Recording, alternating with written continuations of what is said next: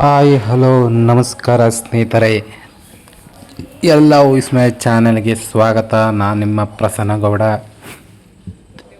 ನೋಡ್ತಾ ಇದ್ದೀರಿ ಎಂಥ ಅದ್ಭುತ ಪ್ರಕೃತಿ ಸೌಂದರ್ಯದ ಮುಂದೆ ನಾವಿದ್ದೀವಿ ಅಂದರೆ ಎಂಥ ಬಿ ಪಿ ಶುಗರ್ ಕೂಡ ಬರಲ್ಲ, ಎಂಥ ಕಾಯಿಲೆ ಕಷಾಯ ಕೂಡ ಬರಲ್ಲ.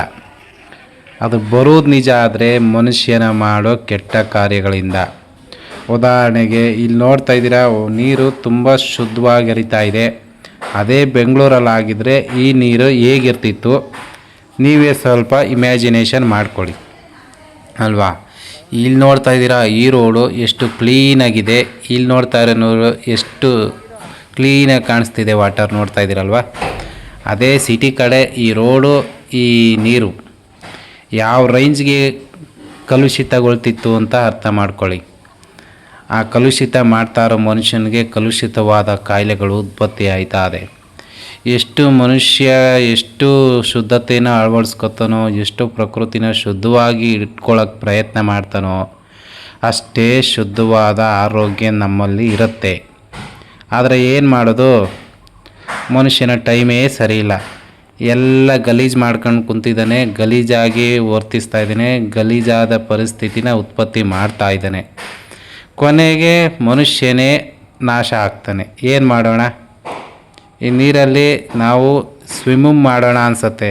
ಅದೇ ಬೆಂಗಳೂರಲ್ಲಿರೋ ನೀರು ನೋಡಿದ್ರೆ ವಾಂತಿ ಕಿತ್ಕೊಂಡು ಬರುತ್ತೆ. ಇಲ್ಲಿ ನೋಡ್ತಾ ಇರೋ ಹಸಿರು ನೋಡಿದ್ರೆ ಕಿತ್ಕೊಂಡು ತಿನ್ನೋಣ ಅನ್ನಿಸ್ತದೆ.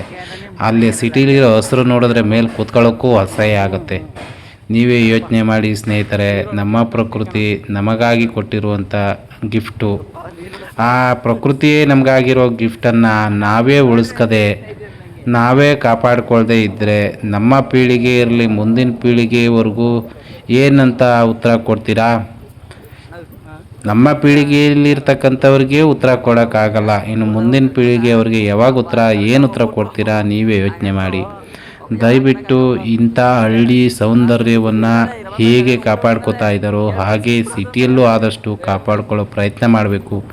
ನಮ್ಮ ಸರ್ಕಾರ, ಕೇಂದ್ರ ಸರ್ಕಾರ ಇರ್ಬೋದು, ಎಲ್ಲರೂ ಒಟ್ಟಾಗಿ ನಿಂತು ಈ ಪ್ರಕೃತಿನ ಕಾಪಾಡಬೇಕು, ಉಳಿಸ್ಕೋಬೇಕು.